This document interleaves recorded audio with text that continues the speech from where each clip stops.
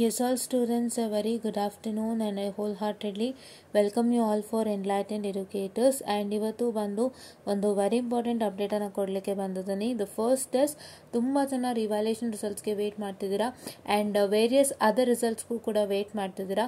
So ಅವರೆಲ್ಲರಿಗಾಗಿ ಒಂದು ವಿಡಿಯೋನ ನಾನು ಮಾಡಲಿಕ್ಕೆ ಬಯಸ್ತಿದ್ದೀನಿ ಬಿಕಾಸ್ ತುಂಬಾ ಪೇಷನ್ಸಿಂದ ವೆಯ್ಟ್ ಮಾಡ್ತಿದ್ದೀರಾ ಆ್ಯಂಡ್ ನೀವು ಸುಮಾರು ಸಲ ಪ್ರಶ್ನೆ ಕೇಳಿದ್ದೀರಾ, ನನಗೆ ಅರ್ಥ ಆಗುತ್ತೆ. ಬಟ್ ಏನು ಗೊತ್ತಾ, ನಾನು ಒಂದು ಹೇಳೋದು ವಿ2 ಕಡೆಯಿಂದ ಅವ್ರು ಯಾವಾಗ ಕೊಡ್ತಾರೆ ಅವಾಗ ನೀವು ಇಸ್ಕೊಳ್ಳೇಬೇಕಾಗತ್ತೆ.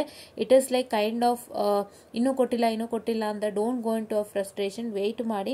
ಇಷ್ಟು ದಿನ ಪೇಷನ್ಸ್ ಆಗಿ ಕಾಯ್ತಾ ಇರೋ ನಿಮ್ಮೆಲ್ಲರಿಗಾಗಿ ಒಂದು ಒಳ್ಳೆ ಸುದ್ದಿ ಬಂದಿದೆ. ಸೊ ಅದೇನು ಅಂತ ಕೇಳೋಣ ಬನ್ನಿ. V two result update, important announcement for students. This is to inform all students that V two will be releasing the pending examination results by April 12. I'm sorry for the distraction. By April 12, 2025, students are advised to regularly check the official V2 result portal for updates and announcement. We understand how eagerly you have been waiting for the results and we appreciate your patience throughout this period. As you await the outcome of your hard work and dedication, we would like to extend our best wishes to each and every one of you. No matter the result, remember that every step is a part of your growth and learning journey. All the best to V2 students. Stay positive and keep striving forward. Okay, yeah. So ಇಲ್ಲಿ ನೀವು ಕರೆಕ್ಟಾಗಿ ಗಮನ ಇಟ್ಟು ಕೇಳಿಸ್ಕೊಳ್ಳಿ. April 12 ಒಳಗಡೆ ಕೊಡ್ತಾರಂತೆ. So ಈ ವಾರ, ಓಕೆನಾ. This week is a complete deadline to you all. Is it? Yeah. So ಈಗ ಏನು ವಿಷಯ ಅಂದರೆ, ತುಂಬ ಜನಕ್ಕೆ ಯೋಚನೆ ಬರಬಹುದು, ನಂಗೆ ಏನಾದ್ರು ಪ್ರಾಬ್ಲಮ್ ಆಯಿತು ಆಫ್ಟರ್ ಎಕ್ಸಾಮ್ಸ್, ಇವಾಗ ರಿಸಲ್ಟ್ಸ್ ಕೊಟ್ಟಿದ್ದಾರೆ, ಸೊ ಏನಾದರೂ ಬ್ಯಾಕ್ಲಾಗ್ ಆಯಿತು ಅಂತ ಟೈಮಲ್ಲಿ ಏನು ಮಾಡಬೇಕು ಅನ್ನೋಂಥ ತುಂಬ ಜನಕ್ಕೆ ಇರುತ್ತೆ. ಅದನ್ನು ನೀವು ದಯವಿಟ್ಟು ಅರ್ಥ ಮಾಡ್ಕೊಳ್ಳಿ. C, problem is a problem. ಹಾಗಂತ ಅದಕ್ಕೆ ನೀವು ಕೊರಗೋದು, ಹಿಂಸೆ ಪಡೋದು, ಇಲ್ಲ ಏನೋ ಆಗೋಯ್ತು ಅಂತ ಕೂತ್ಕೊಳ್ಳೋದು ಅಲ್ಲ. C, that is just A problem. But ಅದಕ್ಕೂ ಮುಂದೆ ನಿಮಗೆ ತುಂಬ ಇದೆ. Especially this applies for third semester revaluation results. ಆ ಮಕ್ಳಿಗೆ ಹೇಳ್ತಾ ಇದ್ದೀನಿ. ಯಾಕೆ ಗೊತ್ತಾ, ಇವಾಗ ಯಾರ್ಯಾರೆಲ್ಲ ಇಡೀ ಇಂಜಿನಿಯರಿಂಗ್ ಮುಗಿಸ್ಬಿಟ್ಟು ನೀವು ಯಾರ್ಯಾರೆಲ್ಲ ಎಕ್ಸಾಮ್ ಬರೀತಿದ್ದೀರಾ, ಸೊ ಒಂದಿಷ್ಟು ಪೆಂಡಿಂಗ್ ಸಬ್ಜೆಕ್ಟ್ ಎಕ್ಸಾಮ್ ಬರೀತಿದ್ದೀರಾ ಆ್ಯಂಡ್ ಅವರಲ್ಲಿ ಯಾರಿಗೆ ಬ್ಯಾಕ್ಲಾಗ್ ಆಗಿದೆ ಅವ್ರಿಗೆ ನಾನೇನು ಹೇಳೋಕ್ಕಾಗಲ್ಲ. Because that is it's a duty to clear ಅಷ್ಟೇ. ಬಿಕಾಸ್ ನಿಮ್ಗೆ ಆಲ್ರೆಡಿ ಎಲ್ಲನೂ ನೀವು ಕ್ಲಿಯರ್ ಮಾಡ್ಕೊಂಡಿದ್ದೀರಾ. ಇದೊಂದು ಪೆಂಡಿಂಗ್ ಎಕ್ಸಾಮ್ ಇದೆ, ನೀವು ಇದರಲ್ಲೂ ಬ್ಯಾಕ್ಲಾಗ್ ಉಳಿಸ್ಕೊಂಡೆ ನಿಮ್ಮ ಕಂಪನಿಗೆ ಎಷ್ಟು ಮಟ್ಟದ ಪ್ರಾಬ್ಲಮ್ ಆಗುತ್ತೆ ಅಂತ I hope you should have an idea. Correct? So that is all up to you people. But ನಾನು ಥರ್ಡ್ ಸೆಮ್ ಮಕ್ಳಿಗೆ ಹೇಳ್ತೀನಿ, ರಿವ್ಯಾಲ್ಯೂಯೇಷನ್ ಏನು ರಿಸಲ್ಟ್ ಬರುತ್ತೆ ಅವರಿಗೆ, ಇಫ್ ಇನ್ ಕೇಸ್ ಏನಾದ್ರು ಪ್ರಾಬ್ಲಮ್ ಆಯಿತು ಅಂದರೆ just an assumption I am telling you. So you need to get ready for the bad and good also.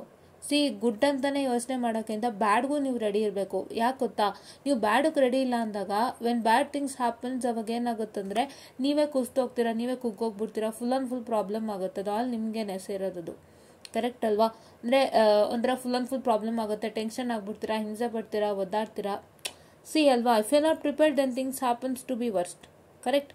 ಈಗ ಯಾವುದೋ ಎಕ್ಸಾಮು ನೀವೇನು ಪ್ರಿಪೇರ್ ಆಗಿಲ್ಲ ಅಂದರೆ ನಿಮ್ಗೆ ಹೆಂಗಾಗುತ್ತೆ ಹೇಳಿ ಬರೆಯೋವಾಗ. Correct? The same thing here, right? You should be always ready for good and bad. So ನೀವು ಫಸ್ಟು ಅಕಸ್ಮಾತ್ ಆಗಿಲ್ಲ ಅಂದರೆ ಏನು ಮಾಡೋದು ಅನ್ನೋ ಥರನೂ ನೀವು ರೆಡಿ ಇರಬೇಕಾಗತ್ತೆ. ನೀವು ಹಂಗೆ ರೆಡಿ ಇದ್ದಾಗಲೇ ಎರಡನ್ನೂ ಫೇಸ್ ಮಾಡ್ಲಿಕ್ಕೆ ಸಾಧ್ಯ. ಆಯಿತಾ, ಸಂತೋಷ, ಆರಾಮ, ಫುಲ್ ಸಂತೋಷ ಆಗುತ್ತೆ, ಫುಲ್ ಆರಾಮಾಯಿತು, ಮೈ ಎಕ್ಸಾಮ್ಸ್ ಕ್ಲಿಯರ್ಡ್ ಅಂತ you will be more happy then enough. But to be frank, if it is not cleared, it is an exception case. ಅಂದರೆ ಅಕಸ್ಮಾತಾಗಿ ಆದರೆ so what is are going to happen is that you should not be worried or tension. Correct? ನಾನು ಆಗುತ್ತೆ ಅಂತ ಹೇಳ್ತಿಲ್ಲ, ಅಕಸ್ಮಾತಾಗಾದರೆ ಅಂತ. So you should be ready for the worst case also ಅಂತ ನಿಮ್ಗೆ ಇವಾಗಲೇ ಧೈರ್ಯ ತುಂಬ್ತಾ ಇದ್ದೀನಿ, ಆಯಿತಾ? If in case it is not happen, so ನೀವೇನು ಮಾಡಬೇಕು ಅಂದರೆ you should stay calm, you should stay cool, you should not to worry. First of all ಏನು ಗೊತ್ತಾ, ನೀವು ಚಿಂತೆ ಮಾಡೋದ್ರಿಂದನೇ ಪ್ರಾಬ್ಲಮ್ ಆಗೋದು. ನೀವೆಷ್ಟು ಚಿಂತೆ ಮಾಡ್ತೀರಾ ಅಂದರೆ, ನಾನು ಲಿಟ್ರಲಿ ಹೇಳ್ತೀನಿ, this is whole my experience. Your academic will be a mountain for you. ಎಲ್ಲ ಕಾಲೇಜು ಅದೇ ಮಾಡೋದು. ಎಲ್ಲ ಕಾಲೇಜು ಏನು ಮಾಡುತ್ತೆ ಗೊತ್ತಾ, ಕಂಪ್ನಿಗೆ ಏನು ಬೇಕು, ನಾನೇನು ಸರ್ಟಿಫಿಕೇಷನ್ ಓದಬೇಕು, what and all I have to do to face a company and what and all have to do to excel in to a company ಅಂತ ಯಾರೂ ಹೇಳಲ್ಲ. ಎಲ್ಲರೂ ಅಕಾಡೆಮಿಕ್ನೇ ಬೆಟ್ಟ ಥರ ಮಾಡಿ ನಿಮಗೆ ಕೂರಿಸಿರ್ತಾರೆ. ವೆರಿನ್ ಹೆಂಗೆ ನಿಮ್ಗೆ ಅಕಾಡೆಮಿಕ್ ಬೆಟ್ಟ ಥರ ಮಾಡಿರ್ತಾರೆ ಅಂದರೆ, ನಿಮಗೆ ಒಂಥರ ಹೆಂಗಾಗುತ್ತೆ ಅಂತ ಹೇಳಿದ್ರೆ ಆ ಕಡೆನೂ ಇಲ್ಲ ಈ ಕಡೆನೂ ಇಲ್ಲ.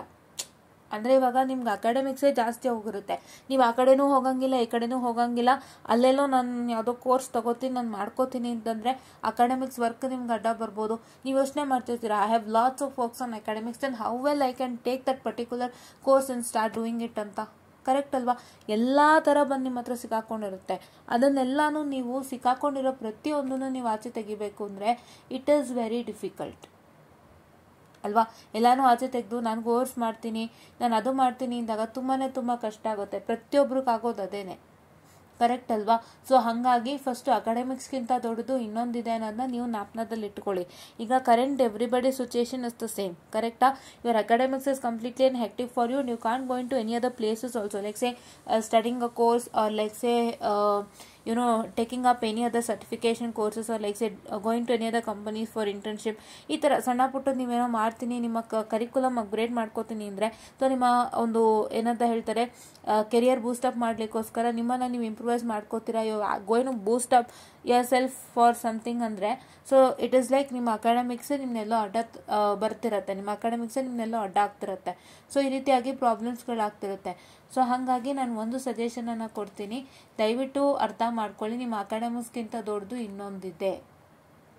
ಓಕೆ, ಅಕಾಡೆಮಿಕ್ಸು ದೊಡ್ಡದೇನೆ ಇಲ್ಲ ಅಂತ ಹೇಳ್ತೀರಾ, it's only 4 marks.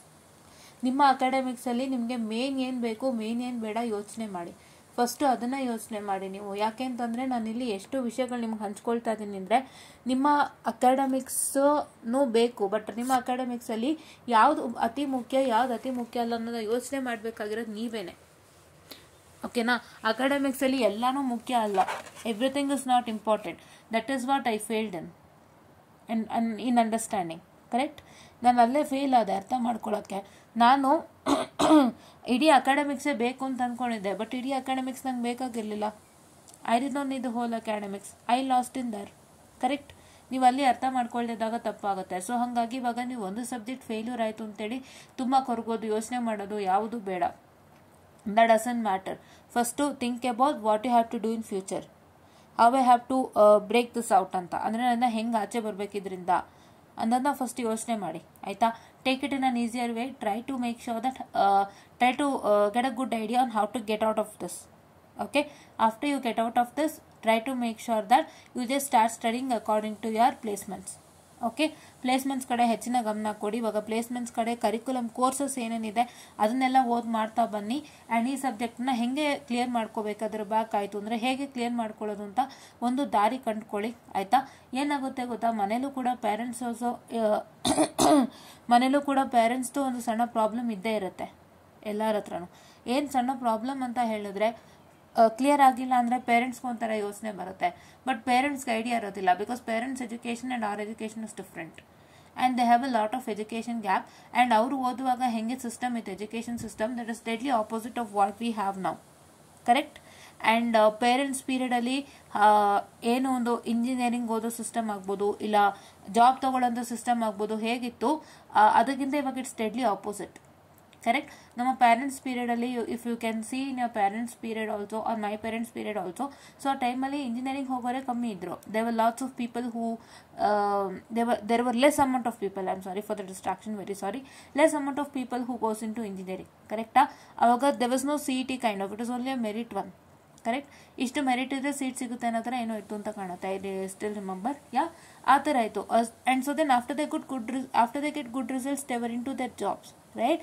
If they get 80, 90 ಆ ಥರ ಸ್ಕೋರ್ ತೊಗೊಂತು ಅಂದರೆ ಅವ್ರು ಕೆಲ್ಸಕ್ಕೆ ತೊಗೊಳ್ತಿದ್ರು. ಅವಾಗೆಲ್ಲ ಈ ಥರ ಸರ್ಟಿಫಿಕೇಶನ್ ಕೋರ್ಸಸ್ ಇರಲಿಲ್ಲ.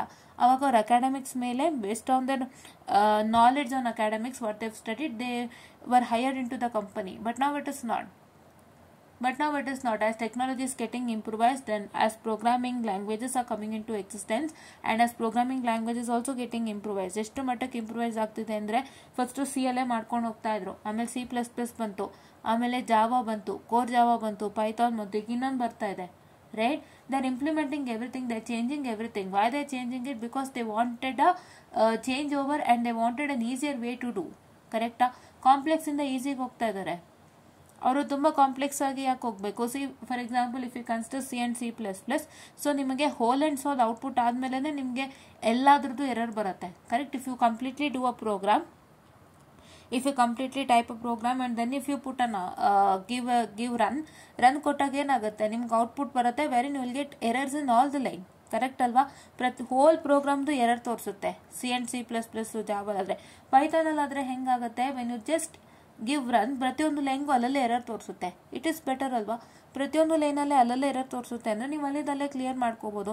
If in case if you consider C++, if you get up output like kind of error for the whole program, complete ಪ್ರೋಗ್ರಾಮ್ಗೆ ಎರರ್ ಸಿಗುತ್ತೆ ಅಂದರೆ ಆ ಎರರ್ ನೋಡ್ಕೋಬೇಕು.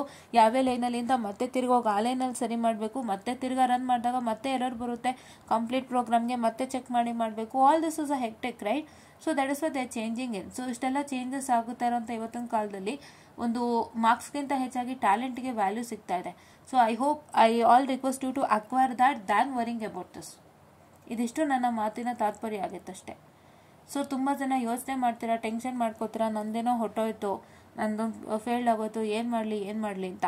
ಅದು ಹಂಗಾಗೋಗಿದೆ, ನಿಮ್ಮನ್ನ ಸಮಾಜ ಹಂಗೆ ಮಾಡಿ ಕೂರಿಸಿದೆ.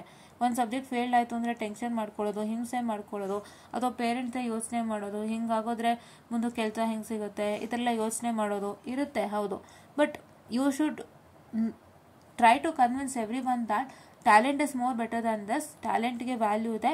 ಸೊ ನನ್ನಿಂದ ಆದಷ್ಟು ಬೇಗ ಕ್ಲಿಯರ್ ಮಾಡಿಕೊಂಡು ನಾನು ಒಳ್ಳೆ ಕಡೆ ಕೆಲಸ ತೊಗೊತೀನಿ. I have to do lots of certifications to get in to a placement ಅಂತ ನೀವು ಅರ್ಥ ಮಾಡಿಸ್ಬೇಕು. ಅದು ಅರ್ಥ ಮಾಡಿಸ್ದಾಗ್ಲೇ ಎಲ್ಲರಿಗೂ ಅರ್ಥ ಆಗೋದು, ಇಲ್ಲಾಂದರೆ it will be difficult. Correct? So ಇದು ಒಂದು major problem guys. This is a major problem that everybody faces. So ಈ ಪ್ರಾಬ್ಲಮ್ಗೆಲ್ಲ ಯೋಚನೆ ಮಾಡಿದಂತೆ ನೀವು ಆದಷ್ಟು ಯಾವ ಸಬ್ಜೆಕ್ಟನ್ನು ಕ್ಲಿಯರ್ ಮಾಡ್ಕೊಳ್ಳೋಕ್ಕಾಗಿಲ್ಲ ಅದನ್ನ ಹೆಂಗೆ ಕ್ಲಿಯರ್ ಮಾಡ್ಕೋಬೇಕು ಅಂತ ನೋಡಿ ಬೇಗ ಮುಗಿಸ್ಕೊಳ್ಳಿ. ಅದ್ರ ಜೊತೆಗೆ ಸರ್ಟಿಫಿಕೇಷನ್ಸ್ಗೆ ಹೆಚ್ಚಿನ ಒತ್ತು ಕೊಡಿ. ನೀವು ಸರ್ಟಿಫಿಕೇಷನ್ಸ್ ಮಾಡ್ದೇನೆ ಲಾಸ್ಟಲ್ಲಿ ನಾನು ಏನು ಸರ್ಟಿಫಿಕೇಟ್ ಮಾಡಲಿ ಅಂತ ಕೇಳಿದ್ರೆ it will be a waste, because that is not the time to do certification, because it's not just a matter of only one certificate that you do. Correct? ಒಂದು 3, 4, 5 ಈ ಥರ ಮಾಡಲೇಬೇಕಾಗುತ್ತೆ.